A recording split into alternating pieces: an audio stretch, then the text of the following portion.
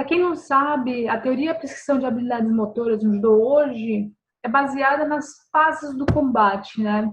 Se a gente for observar o combate que eu vou mostrar aqui para vocês, a gente vai ter uma fase inicial que é a aproximação entre os lutadores, logo depois de cumprimentar, eles vão realizar tentativas de pegada, o kumikata, que a gente chama de judô, né?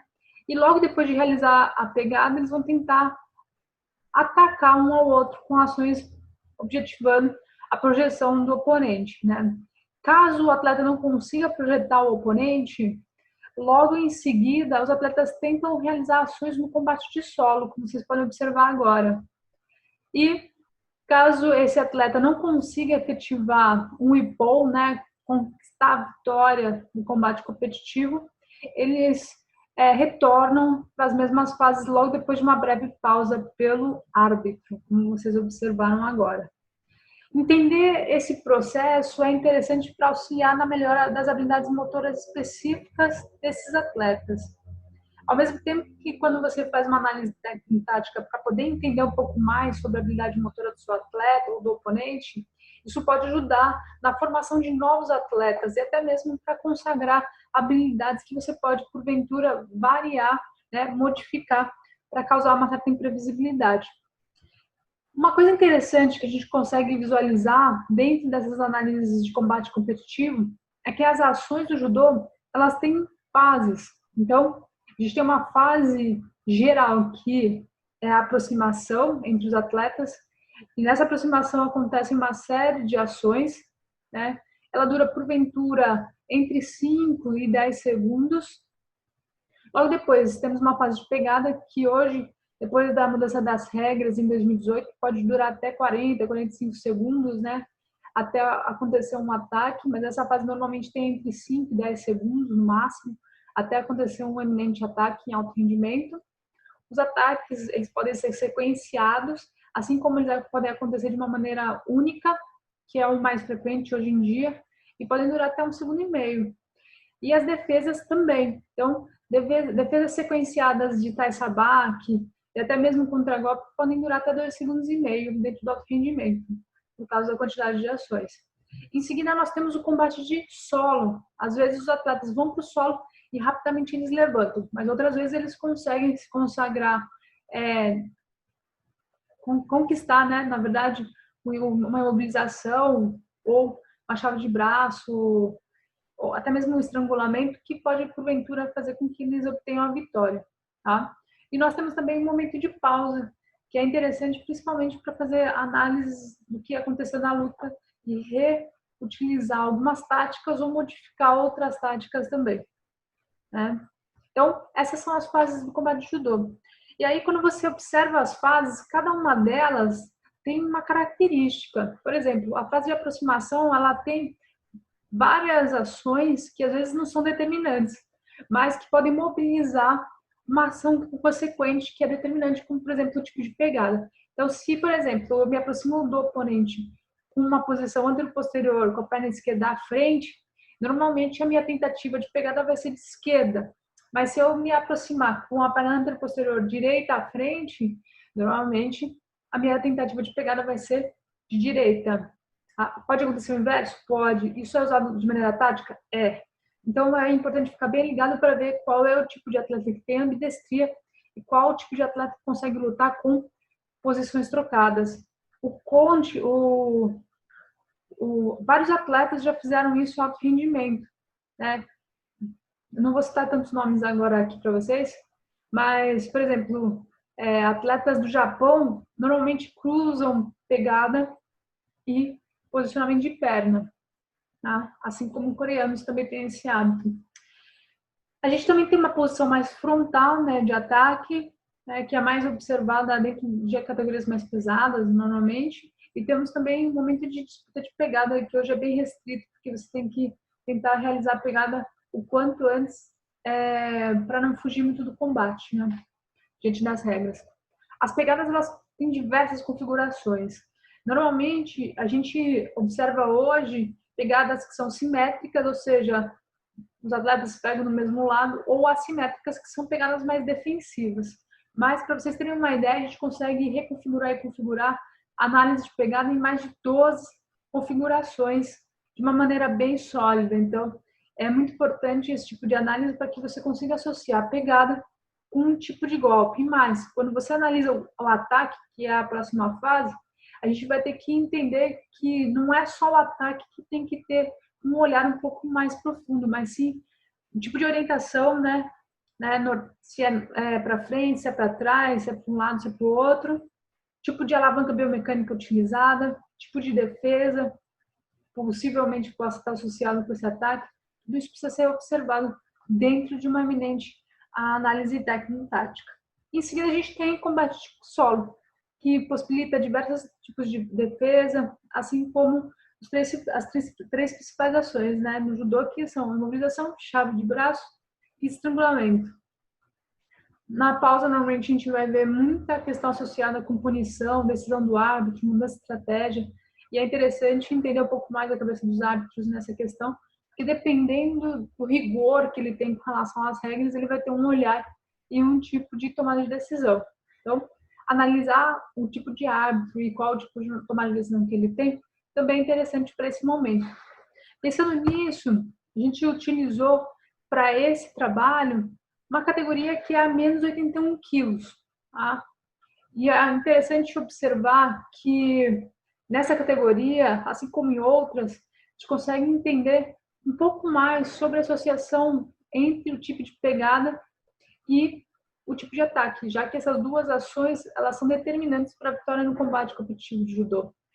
O agarre ele permite o controle sobre o oponente, assim como o controle para a defesa de um possível ataque. Então, você consegue controlar a distância entre as pessoas dentro de uma luta, assim como você consegue ter uma sequência lógica de um ataque que tenha um torque apropriado, uma biomecânica apropriada para potencializar a força do ataque através da pegada. Então, a pegada é muito importante mesmo no judô.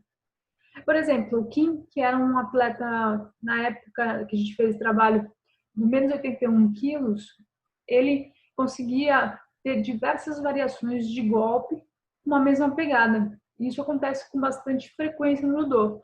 Você tem normalmente duas principais configurações. Uma pessoa que tem diferentes pegadas no mesmo tipo de golpe e uma pessoa que tem diferentes golpes para o mesmo tipo de pegada. E algumas pessoas muito habilidosas, como quem conseguem ter diferentes tipos de pegada, diferentes tipos de golpe para essas pegadas, com bastante eficácia, tá?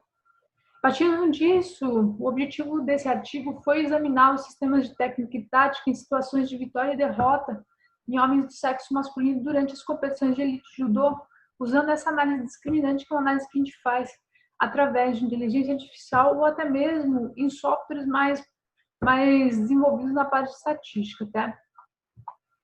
A ideia central era verificar alguns indicadores de técnica e tática do peso, né? E o peso que eles têm para os lutadores em termos de vitória ou derrota. Então, qual é o tipo de ação que pode realmente proporcionar um peso, né? Uma determinância para você ganhar uma competição de judô. E aí foram coletados alguns dados associados com técnica e tática e tempo de movimento dos atletas ranqueados para os Jogos Olímpicos na época. E a partir dessas análises associadas com os atletas olímpicos que a gente fez essa análise discriminante. Os participantes desse estudo foram atletas da categoria menos 81, mas a gente pegou 174 combates para poder fazer a análise entre 2011 e 2012, tá? Para fazer esse estudo, o que a gente fez? A primeira coisa foi validar um software chamado Frame, que é gratuito para quem quiser fazer análise técnico-tática de judô. Tá? Essa validação foi feita através da comparação e da correlação entre três experts, né? Um primeiro expert examinava as lutas, né? 20 lutas, segundo expert, 20 lutas, e o terceiro expert examinava 3 vezes com um tempo mínimo de 24 horas entre cada uma das análises para ver se realmente tinha confiabilidade esse tipo de análise. A gente conseguiu fazer essa validação com índice de correlação forte até quase perfeito, né? As gravações elas são importantes de tomar bastante cuidado porque elas precisam ser feitas de uma maneira que toda a área do judô possa ser observada. Então, se você tem uma perda de uma parte da área, é importante que a gente tenha bastante cuidado com isso para que não haja essa perda, porque pode acontecer qualquer tipo de ação lá que você não consegue observar e aí você perde toda a análise. Então, é importante que tenha toda a arena da luta dentro dessa filmagem de boa qualidade. E a partir da sequência lógica do combate, a gente consegue mapear as ações técnico-táticas. Notem aqui um exemplo para vocês de combinação entre as habilidades, né, específicas individuais de cada uma das pessoas. Então, por exemplo, numa análise sequencial da luta, a gente consegue observar aqui que o atleta espanhol faz uma pegada na gola esquerda e na manga direita antes de entrar o ultimata de esquerda, que é uma ação eficaz dele, porque ele obteve, por exemplo, nessa luta, um azar, que é uma pontuação interessante no judô. Para quem está no alto rendimento, é importante pontuar, né, quando você entra uma ação de ataque, né. Bem, em contrapartida, logo depois que ele faz essa ação, que ele muda a pegada para a gola direita, como nós falamos, né, essas pegadas simétricas elas são pegadas mais defensivas, e faz alguns golpes, provavelmente na tentativa de não obter nenhum tipo de punição. Então, esse atleta, por exemplo, após obter a pontuação, já realiza ações defensivas, tentando estender até o combate até o final, né, da luta, provavelmente seja uma das estratégias. Para isso que serve fazer esse tipo de análise sequencial, para você entender um pouco mais como é que os atletas agem de acordo com o passar da luta, e não só na iminência do ataque. E aí, pensando nisso, a gente fez essas análises dos ranqueados dos Jogos Olímpicos. Então, a gente fez do primeiro até o 28º, porque tinham vários ranqueados que eram vitoriosos, mas porventura eram de mesmo país de outra pessoa que era ranqueada e não poderia ir para os Jogos Olímpicos. Era o segundo atleta do país, né? Mesmo assim, a gente fez as análises para entender um pouco mais o que poderia favorecer ou desfavorecer os atletas em termos de combate vitorioso. Depois disso, a gente fez um agrupamento dessas análises técnico-táticas, que eu vou mostrar agora para vocês. Tá? Esse agrupamento se chama análise de cluster. Quando você pega todos os indicadores técnico-táticos, padroniza eles de acordo com o score, né? E esse score ele é utilizado para verificar o peso dessa variável para a vitória do atleta. Tá? Aqui está o dendrograma de lutadores e aqui está do lado o dendrograma de perdedores. No dendrograma de ganhadores, você consegue notar que tem uma quantidade de ações de agarre muito menor, mas ao mesmo tempo muito mais consistência e o peso também é maior. Então, às vezes vale mais a pena você ter a configuração de algumas ações de agarre mais sólidas, né? mais consistentes, digamos assim, que você ter diversas configurações de pegada sem consistência. Claro que você tem que ter uma grande quantidade de configurações de pegada, mas às vezes você pode perder consistência com relação a isso. Então tem que tomar bastante cuidado com isso. E essas ações normalmente elas têm um peso para você conseguir realizar um ataque efetivo, né? A partir desse tipo de análise pelo dendrograma, a gente conseguiu detectar a proximidade dos atletas também, ou seja, o quanto um atleta era parecido com o outro. Isso é interessante por quê? Você pode estar se perguntando. Exatamente pelo fato das seleções normalmente treinarem entre si. Então, por exemplo, se eu tenho um atleta do menos 81 quilos, por que eu vou levar esse atleta para treinar com o primeiro do ranqueamento, sabendo que esse atleta não ganha desse atleta, que é o primeiro do ranqueamento? É um pouco como é que eu vou dizer isso para vocês? Óbvio, parece óbvio do ponto de vista do bom senso, né?